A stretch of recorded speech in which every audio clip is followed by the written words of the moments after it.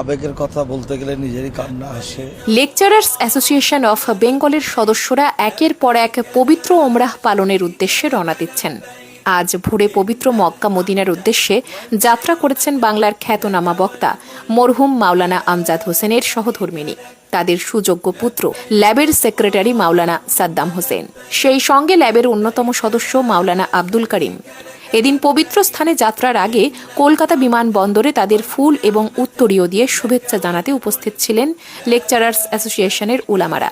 উপস্থিত ছিলেন ল্যাবের সভাপতি ডক্টর আবদুল্লাহিল মারুফ আমিনী, মাওলানা মুহাম্মদ জুনায়েদ সাহেব, মাওলানা আফতাবউদ্দিন সহ ল্যাবের অন্যান্য সদস্যরা। শুভেচ্ছা বিনিময়ের পর তারা ল্যাবের কার্যক্রম এবং নবী প্রেম নিয়ে তাদের বিশেষ বার্তা প্রদান করেন। আজ পশ্চিমবাংলা থেকে সে প্রিয় নবীর দেশ মক্কা শরীফ এবং মদিনা শরীফে হজ উমরার জন্য আজকে রওনা দিচ্ছেন আমাদের লেকচারার্স অ্যাসোসিয়েশন অফ বেঙ্গলের যিনি জেনারেল সেক্রেটারি জনাব মাওলানা সাদ্দাম হোসেন যুক্তিবাদী সাহেব, তিনি আজই রওনা দিচ্ছেন। তাই এয়ারপোর্টে আমরা এসেছি সংবর্ধনা দিতে। সারা দেশ যেখানে আইলাম মোহাম্মদ ব্যানার নিয়ে ছুটছে, সেখানে নবীর দেশেই আপনি যাচ্ছেন, কতটা আবেগ কাজ করছে?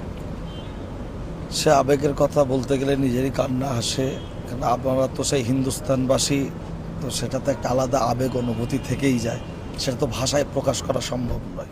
ল্যাবের পক্ষ থেকে সাধারণ মানুষকে এতটুকুই বার্তা দেবো, ভারতবর্ষ সম্প্রীতির পীঠস্থান, সুতরাং সেই জায়গায় জাতি ধর্মবর্ণ নির্বিশেষ আমরা যেভাবে বসবাস করছি আগামীতে সেইভাবে যেন করতে পারি, যেন এই আইলাম মোহাম্মদ সাল্লাম এটাকে লাগাতে গিয়ে টাঙাতে গিয়ে ভালোবাসা প্রকাশ করতে গিয়ে যাতে অমুসলিম ভাইয়েরা কষ্ট না পায়, সম্প্রীতি যাতে নষ্ট না হয়, সেদিকে আমাদের কঠোরভাবে খেয়াল রাখতে হবে।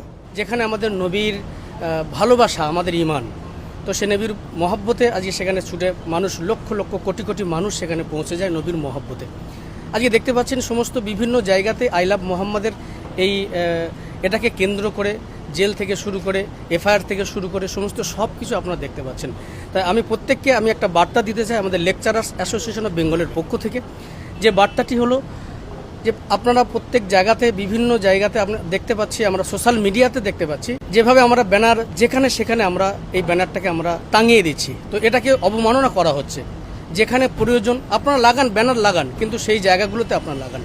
বিশেষ করে আরও দেখতে পাচ্ছেন যে আমাদের এই যে লেখাটা দেখতে পাচ্ছেন আই লাভ মোহাম্মদ সাল্লাল্লাহু আলাইহি ওয়াসাল্লাম, তো এখানে যে একটা লাভ স্টিকার যেটাকে আমরা ব্যবহার করি, যেটাকে হার্টবিট বলা হয়, তো প্রাচীন থেকে শুরু করে ইউরোপ এই সমস্ত দেশে যেটাকে আমরা যে প্রতীক লাভ প্রতীক হিসেবে ব্যবহার করি, এটা ইসলাম সেই নির্দেশনা দেয় না, এটাকে অনুমোদন করে না।